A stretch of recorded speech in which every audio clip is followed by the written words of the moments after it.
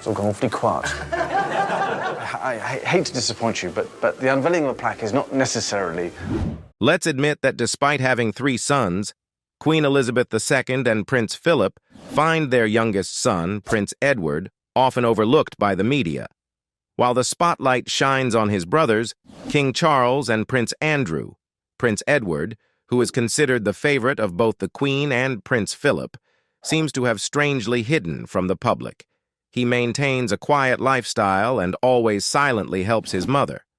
However, when exploring his life, you will see many interesting and strange things, even more shocking than King Charles and Andrew. Don't miss any details about Prince Edward because they are huge shocks. The first strange thing about Prince Edward that few of us are aware of is the age gap between him and King Charles. Coming out several years into Queen Elizabeth's reign, Prince Edward's birth marked a continuation of the Windsors' legacy and the beginning of a new chapter in their history. With a significant age gap of 16 years between him and his eldest sibling, Prince Charles, Edward represented the dawning of a new generation within the royal lineage, poised to carry forward the traditions of the monarchy into the future. His christening as Edward Antony, Richard Louis, a few months later, symbolized his formal introduction to the world and his acceptance into the royal family's fold. Yet, it was not just his birth that set Prince Edward apart. It was the circumstances surrounding his arrival that made it particularly noteworthy. Queen Elizabeth, known for her adherence to protocol and tradition, surprised many by challenging established norms during Prince Edward's birth. In a departure from centuries-old customs, she made the groundbreaking decision to have her husband, Prince Philip, present in the delivery room, an unprecedented move in modern royal history. The Queen's decision to involve Prince Philip in the birthing process reflected her progressive mindset and her willingness to embrace changing attitudes toward parenthood. At the age of 37, already a mother of 3, Queen Elizabeth was influenced by the emerging discourse on paternal involvement in childbirth, as espoused by women's magazines of the time. Ingrid Seward's revelations in My Husband and I, The Inside Story of 70 Years of Royal Marriage, shed light on Queen Elizabeth's motivations behind inviting Prince Philip into the delivery room. Her fascination with the idea of involving fathers in childbirth underscored her commitment to modernizing certain aspects of royal life while preserving its rich heritage. Prince Edward's birth, therefore, was not just a personal milestone for the royal family, but also a symbolic moment that reflected changing attitudes toward fatherhood and family dynamics in the 20th century. His upbringing and subsequent life journey would be shaped by this blend of tradition and modernity as he navigated the complexities of royal duty alongside the pursuit of his own passions and endeavors. It's said that Prince Edward's childhood was anything but ordinary.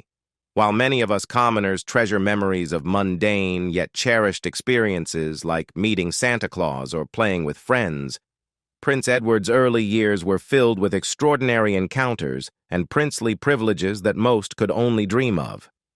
At the tender age of 5, Prince Edward had the rare opportunity to meet his idol, Neil Armstrong, the legendary astronaut who made history as the first person to set foot on the moon.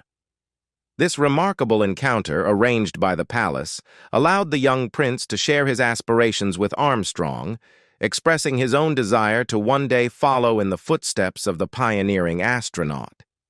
It was a moment that undoubtedly left an indelible mark on Edward's impressionable young mind, igniting his imagination and fueling his dreams of space exploration. But the extraordinary experiences didn't stop there. From his earliest days, Prince Edward was thrust into the spotlight of royal life. At just 3 months old, he made his debut appearance on the balcony of Buckingham Palace, presented to the public alongside his royal relatives, an event steeped in centuries of tradition and ceremony. Even as a toddler, Prince Edward was immersed in the regal lifestyle, learning the art of equestrianism from a young age. At just 2 years old, he mounted his trusty pony, Valkyrie, under the watchful eye of his doting parents. This early introduction to horseback riding not only instilled a love for animals, but also laid the foundation for his later involvement in various equestrian pursuits. Education, too, was a privilege afforded to Prince Edward in the grandeur of Buckingham Palace. Under the guidance of a dedicated governess, he embarked on his academic journey within the opulent walls of the royal residence. These formative years of private schooling provided the young prince with a tailored education, ensuring he received the best possible start in life amidst the demands of his royal duties. Reportedly, his formal education began at Gibbs School in Kensington, a renowned pre-preparatory school that provided a nurturing environment for young learners. Here, Prince Edward laid the groundwork for his academic pursuits, immersing himself in a curriculum tailored to meet the unique needs of royal education. However, it was at Heatherdown Preparatory School where Prince Edward's educational journey truly began to take shape. Located in the picturesque countryside, Heatherdown offered a rich tapestry of experiences that fostered both academic excellence and personal development. It was here that Prince Edward began to forge lasting friendships, honed his intellectual skills, and discovered his passion for extracurricular activities. But it was Gordonstoun School, nestled amidst the rugged landscapes of Scotland, that would leave an indelible mark on Prince Edward's formative years. Steeped in the principles of outdoor education and character development, Gordonstoun provided the perfect backdrop for the young prince to thrive. Known for its rigorous academic curriculum and emphasis on physical fitness and outdoor pursuits, the school offered Prince Edward a holistic education that nurtured his talents and instilled in him a strong sense of discipline and leadership. His time at Gordonstoun was marked by academic achievement and active participation in various sports and extracurricular activities. Prince Edward's exemplary performance earned him the prestigious position of head boy, a testament to his leadership skills and exemplary character. After completing his A-levels, Prince Edward embarked on a transformative journey to New Zealand, where he spent 6 months at the collegiate school in Wanganui. This immersive experience allowed him to broaden his horizons, gain valuable life experiences, and deepen his understanding of different cultures and perspectives. Despite his royal status, Prince Edward embraced the opportunity to immerse himself in the local community, taking on roles as a tutor and drama class supervisor. Upon his return to the United Kingdom, Prince Edward's academic achievements earned him a place at Jesus College, Cambridge, where he pursued higher studies. Despite facing the pressures of royal expectations, Prince Edward demonstrated resilience and determination, ultimately graduating in 1986 with a degree that symbolized not only his academic prowess, but also his commitment to personal growth and intellectual curiosity. While many might have anticipated a continuation of his royal duties or a career in a prestigious field, Prince Edward charted his own course, driven by a passion for the arts and a desire to explore his creative talents. After completing his higher studies, Prince Edward made the surprising decision to join the Royal Marines, immersing himself in military life as a university cadet. However, his time within the ranks of the armed forces was short-lived. Despite the expectations placed upon him, Prince Edward found himself at odds with the rigors and demands of military service, ultimately realizing that his true calling lay elsewhere. It was during this period of self-discovery that Prince Edward's aspirations turned toward the world of show business, a realm far removed from the traditions of his royal upbringing. Unlike his older brothers, who followed more conventional paths, Prince Edward sought to carve out a career in theater, drawn to the allure of the stage and the magic of performance. In a bold and unexpected move, Prince Edward made the decision to resign from the Royal Marines, a choice that may have sparked tensions within the royal family, particularly with his father, Prince Philip. However, undeterred by the challenges that lay ahead, Prince Edward set out to pursue his newfound passion with determination and enthusiasm. His journey into the world of theater led him to none other than the legendary composer and impresario Andrew Lloyd Webber. Prince Edward's connection with Webber proved instrumental in shaping his early foray into the world of musical theater. Taking on the role of a production assistant at Webber's really useful group, Prince Edward embraced the opportunity to immerse himself in every aspect of the theatrical production process. Despite his royal status, Prince Edward approached his new role with humility and dedication, starting at the very bottom rung of the ladder. His work ethic and commitment to learning were evident to all who crossed his path, earning him respect within the industry. Prince Edward's collaboration with Andrew Lloyd Webber, including their work on a production for Queen Elizabeth's birthday celebrations, marked the beginning of a new chapter in his life, one defined by creativity, exploration, and a willingness to break free from the constraints of royal convention.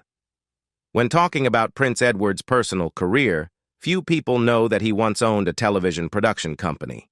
This is probably a big shock for those who hear about him for the first time. Following his tenure at Really Useful Group, Prince Edward embarked on a new chapter by joining Theater Division, a theater troupe that promised fresh opportunities for artistic collaboration and innovation. However, his time with Theater Division proved to be short-lived, as the company faced financial difficulties and ultimately shut down due to unsustainable debts, an unfortunate setback that underscored the volatility of the entertainment business.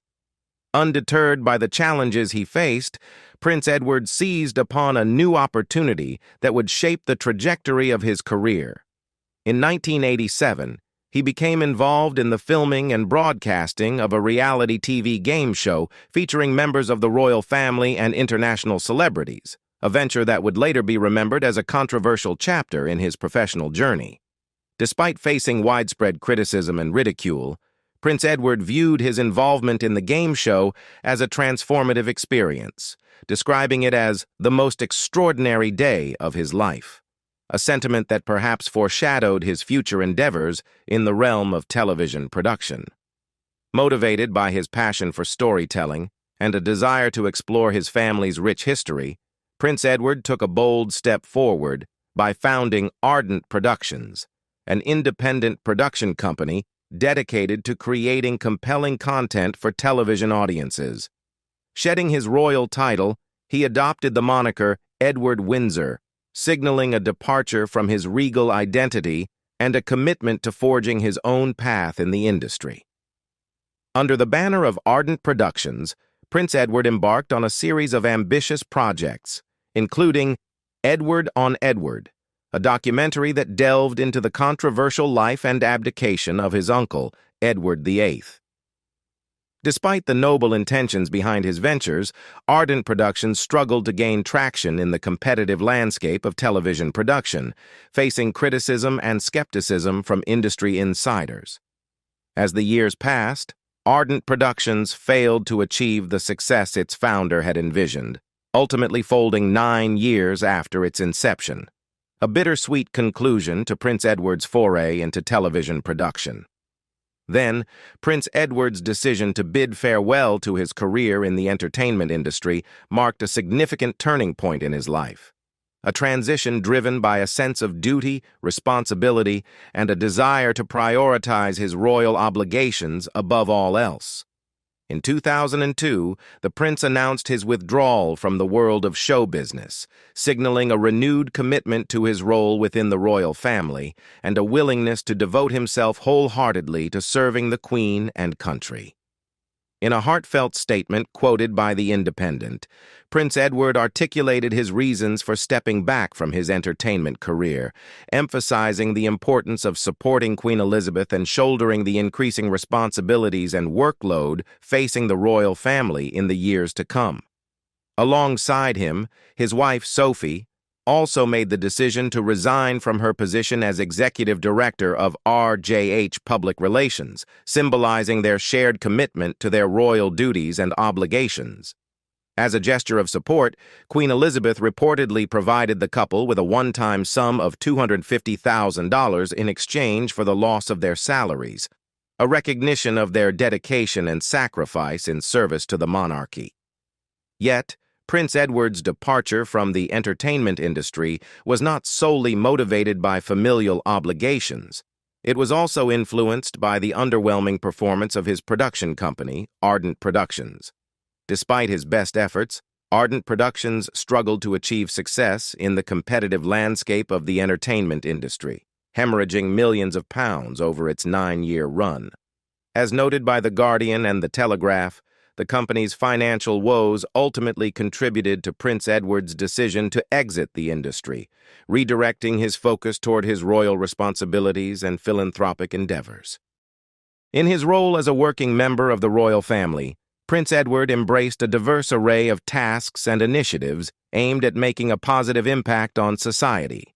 From his involvement with the Duke of Edinburgh's award, which empowers young people to develop essential life skills, to his oversight of the Earl and Countess of Wessex Trust, a youth-focused fund dedicated to supporting charitable causes, Prince Edward's contributions extend far beyond the confines of traditional royal duties.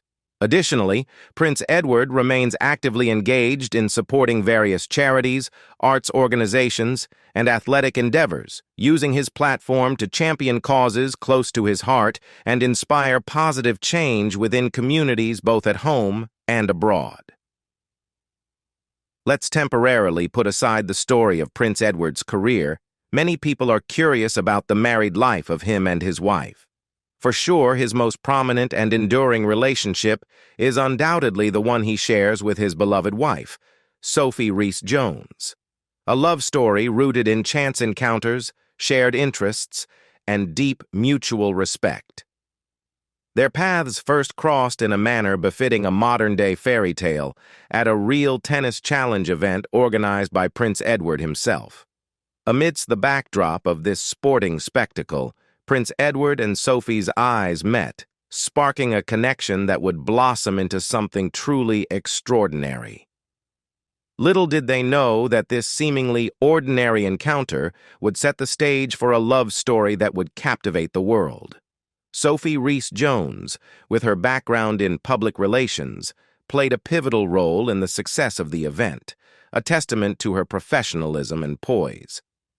As they worked together, Prince Edward found himself drawn to Sophie's intelligence, grace, and natural charm, while she was captivated by his warmth, sincerity, and genuine interest in others. Their courtship unfolded over 6 magical years, filled with shared adventures, quiet moments of intimacy, and the steady growth of a deep and abiding bond. Behind the scenes, away from the prying eyes of the public, Prince Edward and Sophie nurtured their relationship with care and devotion, laying the foundation for a partnership built on trust, understanding, and unwavering support. In January 1999, the world received news of their engagement with joy and anticipation. In a statement brimming with royal tradition and heartfelt sentiment, Buckingham Palace announced the impending union of Prince Edward and Miss Sophie Rhys-Jones, a declaration that heralded the beginning of a new chapter in their lives and the promise of a shared future filled with love and commitment. When the time came to pop the question, Prince Edward spared no expense in presenting Sophie with a token of his affection, a magnificent diamond ring crafted by the esteemed jewelers, Gerard & Co. Adorned with a dazzling 2-carat oval diamond flanked by 2 exquisite heart-shaped jewels, the ring embodied the timeless elegance and romantic symbolism befitting of their love story. With this breathtaking gesture, Prince Edward sealed their commitment to each other, offering Sophie a token of his love that would forever symbolize the depth of their bond. 6 months after announcing their engagement, on the picturesque summer day of June 19, 1999, the couple exchanged vows in a ceremony that blended tradition with personal touches, creating a moment of joy and unity amidst the tumultuous backdrop of recent royal events. The historic St. George's Chapel, nestled within the majestic grounds of Windsor Castle, provided the perfect backdrop for the couple's nuptials, a setting steeped in centuries of royal tradition and romance. While Prince Edward and Sophie were determined to keep their wedding a private family affair, the eyes of the world were upon them as the event unfolded. with an estimated 200 million viewers tuning in to witness the union of two souls destined for each other. Despite the global audience, Prince Edward and Sophie's wedding retained an air of intimacy and warmth, with close family members and friends gathering to witness their love story unfold. Against the backdrop of recent tragedies and family upheavals, including the untimely death of Princess Diana and the failed marriages of Prince Edward's older siblings, the couple's union symbolized a beacon of hope and happiness for the royal family and the world at large. Queen Elizabeth, ever the gracious matriarch, bestowed upon her new daughter-in-law a stunning tiara from her private jewel collection, a regal adornment befitting of a princess on her wedding day. Designed by the esteemed former crown jeweler David Thomas, the tiara sparkled with the brilliance of precious gemstones, serving as a symbol of both tradition and modernity. In return, Sophie Rhys-Jones presented her groom with a heartfelt gift, a pocket watch crafted from 18-karat gold, a timeless token of her love and devotion. When talking about relationships within the royal family, everyone is silent and refuses to comment because of its complexity. However, for Prince Edward's wife, it was an exception. She is known to be the Queen's favorite. For Sophie, being considered a close friend and confidant of the Queen of England is a testament to the genuine connection and rapport they have cultivated over the years. According to insights shared by a royal aide with the Daily Mail, Sophie holds a position of unparalleled trust and reliance in the Queen's inner circle, earning her a level of intimacy and familiarity that sets her apart from other members of the royal family. In fact, the Daily Mail paints a picture of Sophie as another daughter to Her Majesty, a cherished relationship characterized by mutual respect, understanding, and companionship. Their bond is said to be so close that Sophie is regarded as the second lady in the land to the Queen, a position of honor and privilege that speaks volumes about the depth of their connection. Despite changes in the royal hierarchy over the years, with the arrivals of Camilla Parker Bowles and Kate Middleton into the royal family, Sophie's place in the Queen's affections remains unwavering. While she may have been bumped down in terms of precedence, this shift in status has done little to diminish the strength of her relationship with Queen Elizabeth. On the contrary, the Daily Mail suggests that their bond may have only grown stronger over time, a testament to the enduring nature of their friendship and the mutual admiration they share. According to palace aides cited by the publication, the Queen interacts with Sophie in a manner reminiscent of her relationship with her late sister, Princess Margaret, a dynamic marked by warmth, familiarity, and shared experiences. As a result, Sophie has become not only a trusted confidant, but also a cherished companion and ally to the Queen, providing support and companionship in both public and private spheres. There is a well-hidden secret in Prince Edward's marriage that not everyone knows. He and his wife difficultly struggled with the risk of infertility.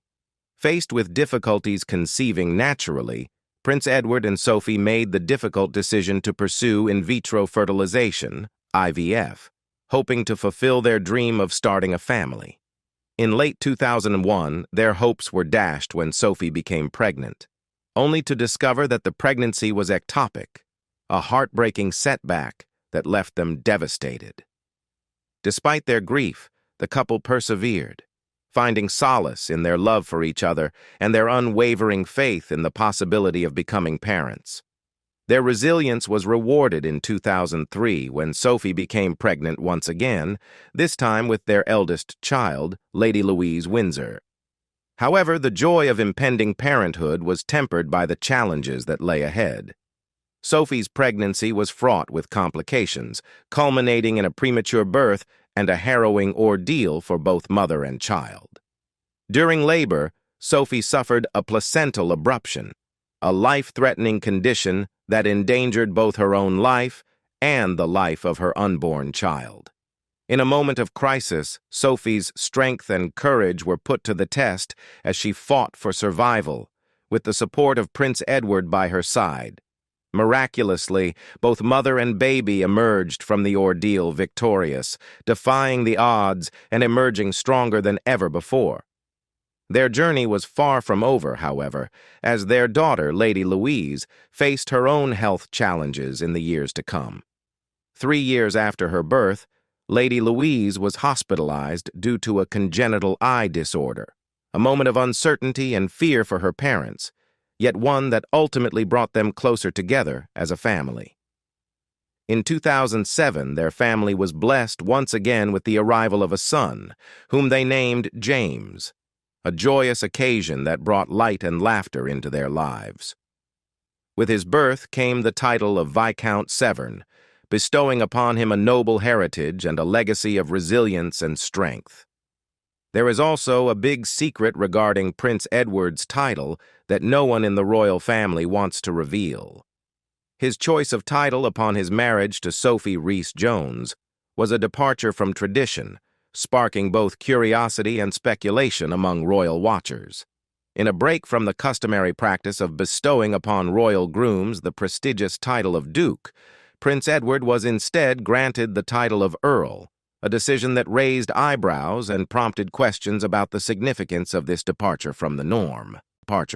The intricacies of British royal titles may seem perplexing at first glance, but they follow a distinct hierarchy that reflects the royal family's lineage and heritage.